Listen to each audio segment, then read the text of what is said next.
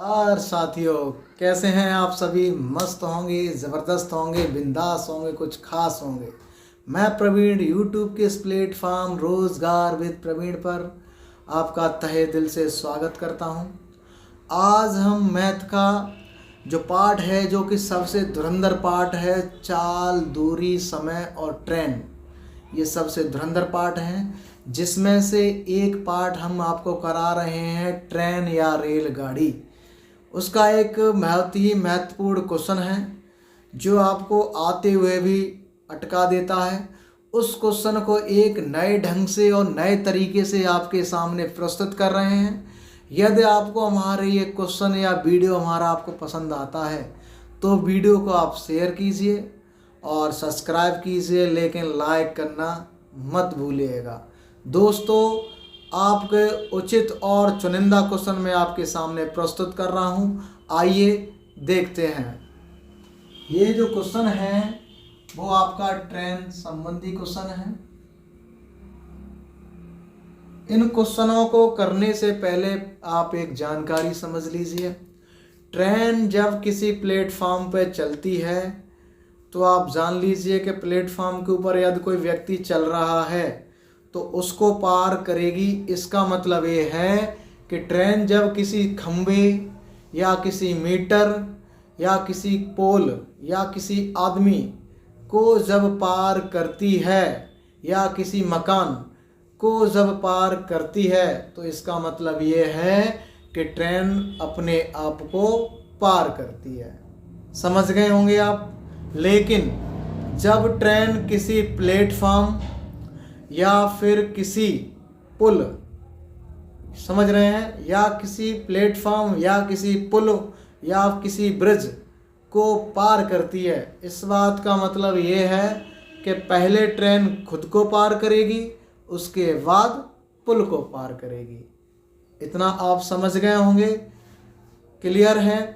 एक बात और ध्यान रखिएगा दोस्तों, जब छोटी इकाई बड़ी इकाई में बदली जाती है तो हमेशा उसका भाग दिया जाएगा उसी यूनिट का, और जब बड़ी इकाई छोटी इकाई में बदली जाती है तो उस यूनिट का गुणा किया जाएगा। आप समझ गए होंगे।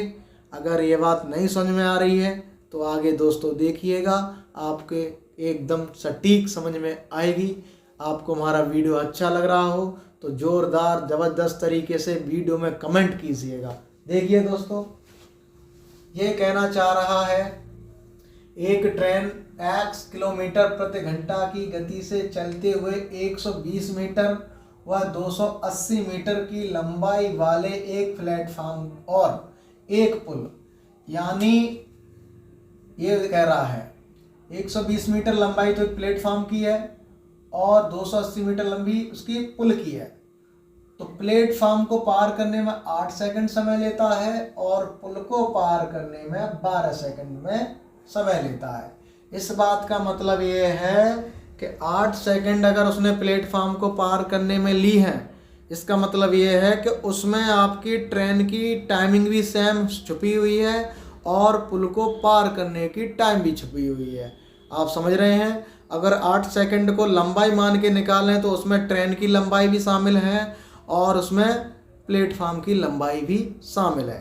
क्वेश्चन ये है कि एक ट्रेन है जिसकी चाल का कोई पता नहीं है, एक प्लेटफॉर्म को इतनी लंबाई का है, उसको इतने समय में पार करती है, और एक ब्रिज है वो इतनी लंबाई का है, उसको इतने समय में पार करती है। तो बताइए इस अवस्था में ट्रेन की चाल क्या है। जैसे देखिएगा दोस्तों कैसे निकलेगा। अब हमें पता है कि 120 मीटर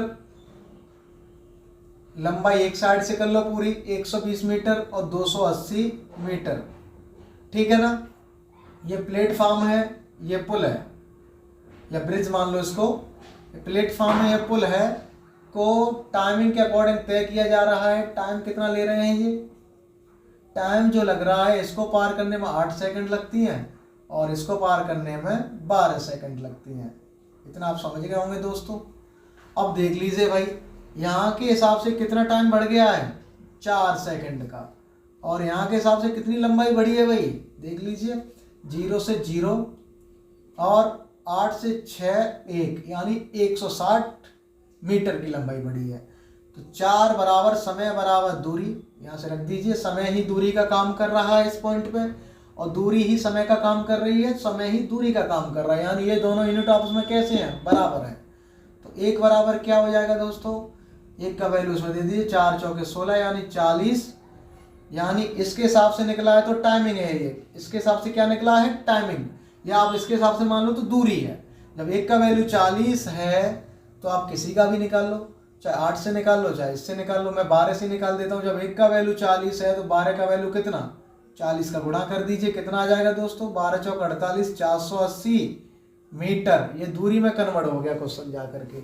लेकिन आपको मैंने अभी समझाया था कि ये समय वो है जिसमें ट्रेन का भी समय छुपा हुआ है, जिसमें प्लेटफॉर्म को पार करने का भी समय छुपा हुआ है। इसमें ट्रेन की लंबाई भी शामिल है, इसमें प्लेटफॉर्म की लंबाई भी शामिल है। लेकिन आपको पता है कि 480 मीटर जो है, जिसमें ट्रेन प्लेटफॉर्म दोनों ही शामिल हैं, यदि मैं इसमें से किसी को, पुल को अगर निकाल देता हूँ, किसको निकाल दिया जाए, पुल को निकाल दिया जाए, समझ रहे हो आप, किसको निकाल दिया जाए, तो ट्रेन की लंबाई निकल के आ जाएगी।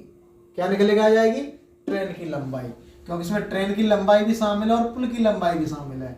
तो आप जानते हो, चाहे तो आप इससे घटा दो तो कितना आ जाएगा, इसमें 280 अगर कम कर दिया जाए तो निकल के आएगा 002 100 मीटर। तो ट्रेन की लंबाई कितनी आ जाएगी, ट्रेन लेंथ जो आएगी आपकी 200 मीटर। आप समझ गए होंगे दोस्तों। अगर आपके नहीं समझ में आया है तो एक बार फिर समझ लीजिएगा। क्वेश्चन ये कह रहा है कि x किलोमीटर प्रति घंटा की चाल से ट्रेन चल रही है, लेकिन एक पुल को पार करती है। पुल की लंबाई आपको दी है, 120 मीटर लंबा पुल है जिसको पार करती है तो 8 सेकंड लेती है, और किसी ब्रिज को और प्लेटफॉर्म को पार करती है तो 8 सेकंड का समय लेती है, और किसी ब्रिज को पार करती है जिसकी लंबाई कितनी है, 280 मीटर को पार करने में 12 सेकंड का समय लेती है।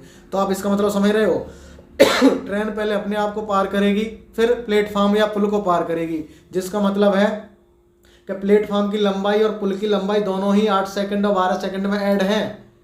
चाहे तो आप इससे निकाल लीजिए, चाहे आप इससे निकाल लीजिए। अगर आप इससे निकालोगे तो इसको घटाना पड़ेगा, अगर इससे निकाल रहे हैं तो इसको घटाना पड़ेगा। आप समझ गए ना। इसमें मैंने क्या किया, इनका डिफरेंस लिया, समय का अंतर कितना आया 4 और दूरी का अंतर कितना आया 160 का। तो एक समय बराबर 40 दूरी, तो 40 दूरी, जब 40 दूरी एक दूरी के बराबर बैटरी, मैंने आपको बताया कि दूरी ही दूरी का काम करेगी, दूरी ही समय का काम करेगी, समय ही दूरी का काम करेगा, समय ही समय का काम करेगा। इतना आप समझ गए ना। जब 1 बराबर 40 है तो 12 बराबर कितना 480 हो जाएगा। 480 वो लंबाई है जिसमें आपका पुल और आपकी ट्रेन शामिल है। यदि आपके पुल की लंबाई आपको पता ही, अगर पुल को इसमें से हटा दिया जाता है तो आपकी ट्रेन नहीं बचेगी क्या, ट्रेन बचेगी। यही तो हमारा कॉन्सेप्ट है, हल्ला बोल ताबड़तोड़ तरीके से। सिलेक्शन की जानकारी सेलेक्टेड के साथ लीजिएगा। आइएगा दोस्तों आगे देखते हैं। सेम पैटर्न का क्वेश्चन ये है कि एक रेलगाड़ी 162 मीटर लंबे प्लेटफॉर्म को 18 सेकंड में पार कर सकती है और 120 मीटर लंबे प्लेटफॉर्म को पार करने 15 सेकंड लेती है। देख लो भाई, 162 मीटर लंबा प्लेटफॉर्म है, इसको पार करने में 18 सेकंड लिए है इसने, और 120 मीटर लंबा प्लेटफॉर्म है, इसको पार करने में इसने 15 सेकंड ली हुई है। आप समझ रहे हैं, ये इसकी क्या है, लेंथ है या लंबाई मान सकते हो, इसका टाइम है। इसके हिसाब से कितना लंबाई घटी है इसकी, देख लो दोस्तों। 2 0 में 2 आ गया, 6 से 4 आ गया, यानी 42 क्लियर हो गया। और इसके हिसाब से कितना घटेगा, ये 3। जब 3 बराबर 42 है तो 1 बराबर कितना हो जाएगा 14। जब 1 बराबर 14 है तो 15 बराबर कितना, 15 का 14 से गुणा कर दीजिए, आपका निकल के आ जाएगा टोटल कितना, 15 से कितना आ जाएगा, 15 चौके 60 का 0 हो जाएगा, हासिल 6 हो जाएगी, 15 कम 15 6 21 210। समझ गए आप, कितना हो जाएगा 210। अगर 210 में से मैं दूसरे प्लेटफॉर्म की लंबाई को घटा दूंगा, क्योंकि दूसरे प्लेटफॉर्म को पार करने का समय ये है और पहले प्लेटफॉर्म को पार करने का समय ये है। अगर आप इससे हल करोगे तो इसको घटाना पड़ेगा, इससे हल करोगे तो इसको घटाना पड़ेगा। समझ गए होंगे ना। तो अगर इससे मैं 120 को घटा देता हूं तो कितना निकल के आ जाएगा दोस्तों, 90। कितना, 90 मीटर, जो कि क्या है, ट्रेन की लंबाई। ट्रेन की लंबाई हर कंडीशन में बराबर निकलेगी। क्वेश्चन के पैटर्न पे 2 प्लेटफॉर्म भी हो सकते हैं, या एक प्लेटफॉर्म या एक पुल हो सकता है। आप समझ रहे होंगे, चाहे तो दोनों प्लेटफॉर्म हो सकते हैं, चाहे एक प्लेटफॉर्म एक पुल हो सकता है, चाहे दोनों पुल हो सकते हैं, लेकिन दोनों पुलों की लंबाई अलग अलग होगी और दोनों पुलों को पार करने का समय भी आपका अलग अलग होगा। इस कंडीशन में आपको ना तो ट्रेन की लंबाई देगा और ना ही ट्रेन की आपको चाल देगा। यदि आपको चाल दे भी दे तो भी क्वेश्चन पर कोई फर्क नहीं पड़ेगा, और ट्रेन की लंबाई देगा तो भी क्वेश्चन पे कोई फर्क नहीं पड़ेगा, वो बाद में जाकर के जोड़ घटाया होता है। आप क्वेश्चन करने का तरीका समझ गए होंगे दोस्तों। यदि आपको हमारा ये क्वेश्चन समझ में आया है तो एक बार वीडियो को शेयर कीजिए, सब्सक्राइब कीजिए और लाइक कीजिए। ताबड़तोड़ तरीका है, यूट्यूब पे अभी तक ऐसा तरीका आपने नहीं देखा होगा दोस्तों, आज आप देखेंगे और देखते ही रहोगे, लेकिन इस क्वेश्चन को मरते दम तक नहीं भूलोगे। जय हिंद, जय भारत।